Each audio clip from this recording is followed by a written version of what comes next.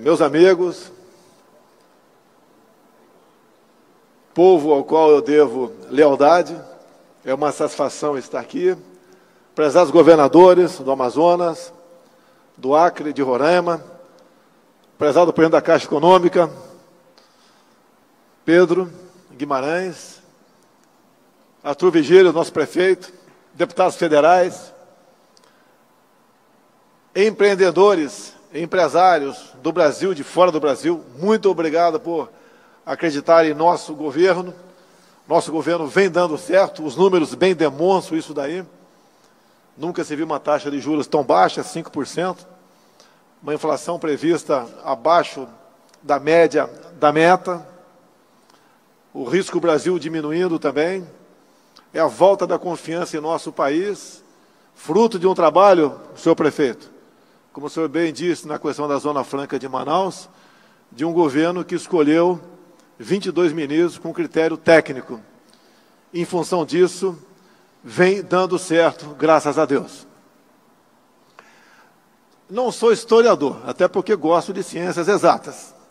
Mas, por coincidência, esse lado do Brasil, que é o coração da nossa pátria, parece que, segundo a história, as datas, o interesse externo pela região preexistia ao nosso descobrimento, em 1500. Em 1492 foi descoberta a América, 1494, Tratado de Tordesilhas. Para cá, né, à esquerda do mapa, a oeste, não pertencia ao Reino de Portugal. E o Brasil só foi descoberto, então, meia dúzia de anos depois. E esse tratado só foi revogado pelo Tratado de Madrid, em 1750. Tremenda coincidência. Mas, realmente, estamos aqui no pedaço de terra mais rico do mundo, em minerais, biodiversidade, água potável, grandes áreas, e a cobiça existe sobre essa região. E nós devemos nos preocupar com isso. O tempo passou. 1957, Juscelino, foi concebida, então, a Zona Franca de Manaus. E ela foi efetivada em 1967, pelo presidente da República, eleito no dia 11 de abril de 64, à luz da Constituição de 46, como sempre digo, né, a verdade nos libertará. Então, a Zona Franca de Manaus nasceu, de fato, foi implementada, de fato, em 67. Objetivo: trazer essa região para dentro do Brasil, mostrar que ela é nossa. Ela está dentro dos 8,5 milhões de quilômetros quadrados. A Amazônia é Brasil. Mas, quando a riqueza é grande, devemos redobrar a nossa preocupação com ela. Final do governo Sarney. Muitas vezes se critica um presidente, né? Mas todos os presidentes, sem exceção, tem um pontinho ou outro, no mínimo, né, que tem que ser rememorado. Final do governo Sarney. Criação do projeto Calha Norte. Algumas dezenas de pelotões de fronteira que poderiam servir, ou que serviriam, de acordo com a história daquele momento, como polo de colonização, para que a nossa fronteira fosse realmente vivificada. Bem, lamentavelmente, fraqueza de governos que sucederam, José Sarney, veio a indústria das demarcações de terras indígenas. E nós temos o estado do Amazonas hoje, a maior parte, tomado, com reservas indígenas, área de proteção ambiental, estações ecológicas, parques nacionais,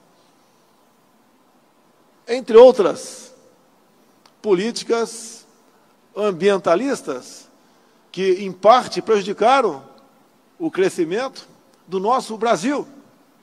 E a Zona Franca de Manaus veio exatamente para mostrar que o Brasil é nosso, para integrá-lo ao resto do nosso país.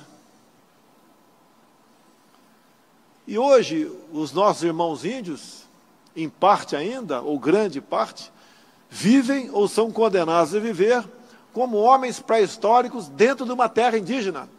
Isso tem que mudar. O nosso índio é o irmão exatamente como qualquer um de nós. Assim como no passado, a OIT 169 era utilizada contra o Brasil, hoje ela já começa a ser utilizada, por ironia do destino, a favor dos interesses do Brasil. Estamos aos poucos, como os índios de Parecis, incorporando-os, integrando-os à sociedade. O índio quer produzir, quer plantar, quer os benefícios e as maravilhas da ciência, da economia, e temos uma política voltada para isso, sim. Todos nós somos brasileiros. Na ONU, deixei bem claro quem era o Brasil. E como eu fui criticado pela mídia do Brasil, eu dei graças a Deus, porque era sinal que estava no caminho certo. Quero imprensa livre, independente,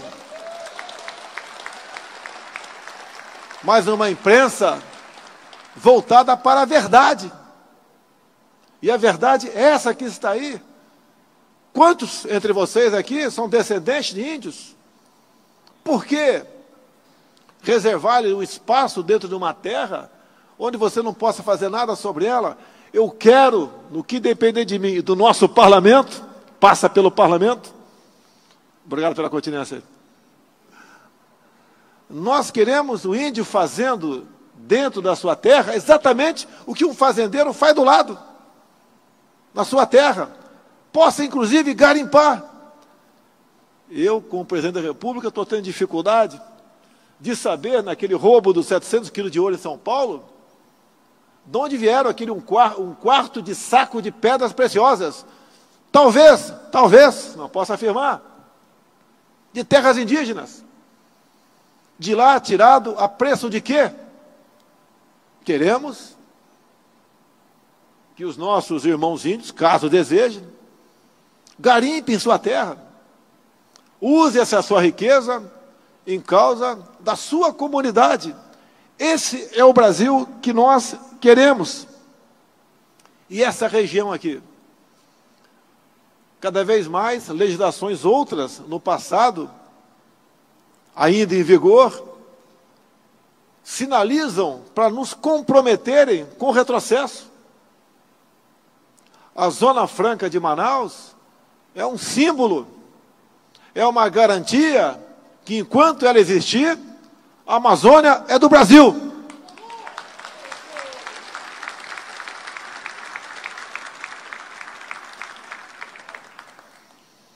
E cada um de nós tem que fazer a sua parte.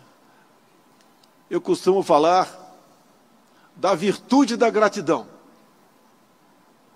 Pobre daquele que acha que chegou onde chegou, devendo a si próprio aquele feito. Na política é muito comum. Acaba as eleições, cada um parte, né? Cada um quer cuidar do seu legado. Como se ele fosse o dono do pedaço, não devesse gratidão a ninguém. Aí está a fórmula do insucesso, a fórmula do fracasso. Juntos, nós podemos fazer um Brasil melhor para todos. Ninguém tem o que nós temos. Viajei o mundo no passado e no presente tenho viajado. Temos recuperado a nossa confiança. Alguns commodities no Brasil, porque o comércio está sendo implementado, subiram de preço. Mas fique tranquilo, não haverá tabelamento de preço. Alguns fazendeiros têm dito para mim, eu quero criar mais gado, mas a legislação não me permite. Assim como até há pouco, a legislação, um decreto presidencial, não permitia o plantio de cana-de-açúcar no estado do Amazonas. Na hora de assinar o decreto, tinha gente do meu lado preocupado com o meu nome. Você vai ser massacrado pelos ambientalistas. Opa, se os ambientalistas atuais vão me criticar, é sinal que estou no caminho certo. Assinamos o decreto. Depois, tive a grata satisfação de ver o presidente da Assembleia Legislativa do Estado do Amazonas elogiando aquele ato nosso. Fiquei muito feliz com isso. um sinal de reconhecimento e mais, né, um sinal de que esse Estado quer sair desse jugo ambiental. Há pouco sofri sérios ataques na questão de desmatamento da Amazônia, depois na questão de focos de incêndio, agora pago um preço sobre óleo derramado de forma criminosa, no meu entender, na costa do Brasil. Aos poucos a verdade aparece. Na época, há 2 meses, falei que a questão de queimadas eram patrocinadas assim por ONGs. Eu conheço essa raça.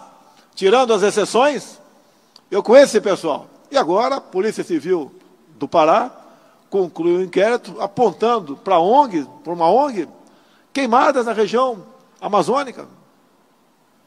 Meus senhores, se todos nós nos preocuparmos em entender a história, entender o interesse que existe sobre essa região, compreender que nós não poderemos continuar pobres pisando num solo rico, o Brasil vai mudar.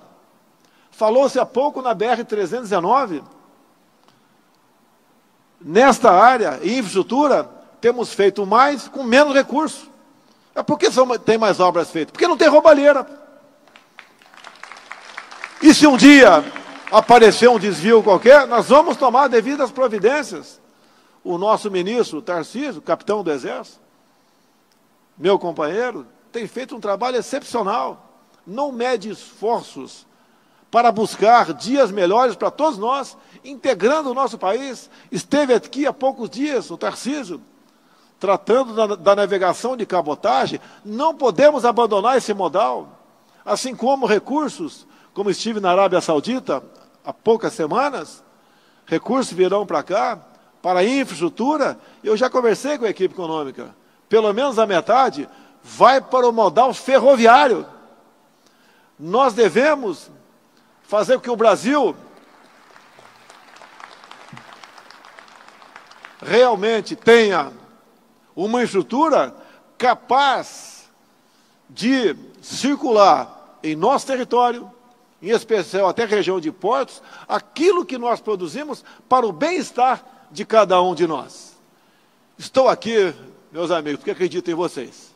E vocês estão aqui porque acreditam no Brasil.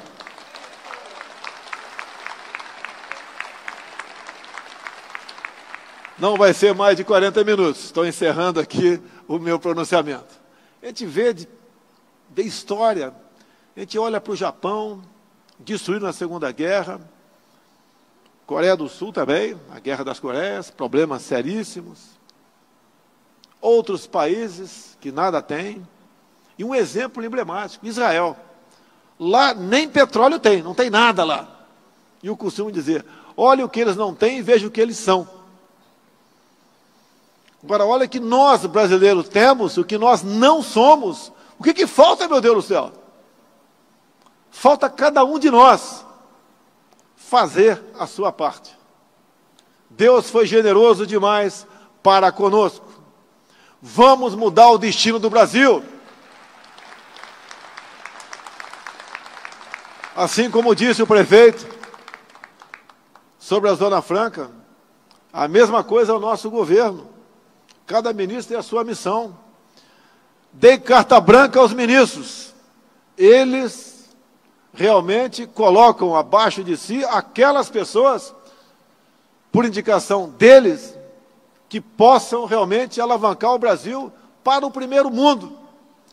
Fiquei muito feliz, também há poucas semanas, por ocasião do BRICS, não tanto pelo BRICS, mas pelos chefes de Estado que aqui vieram. Teve Xi Jinping, da China, teve aqui Putin, da Rússia, mais o presidente da Índia e da África do Sul. Fui convidado, porque a cada ano, né, por ocasião da festa da República da Índia, um chefe de Estado é convidado. Fui convidado a comparecer na festa deles, no final de janeiro. Aceitei com muita honra o convite. Isso é um sinal que o Brasil está recuperando a sua confiança.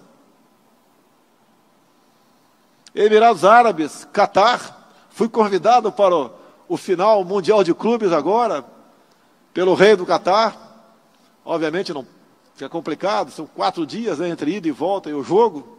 Se bem que vou continuar torcendo pelo Flamengo.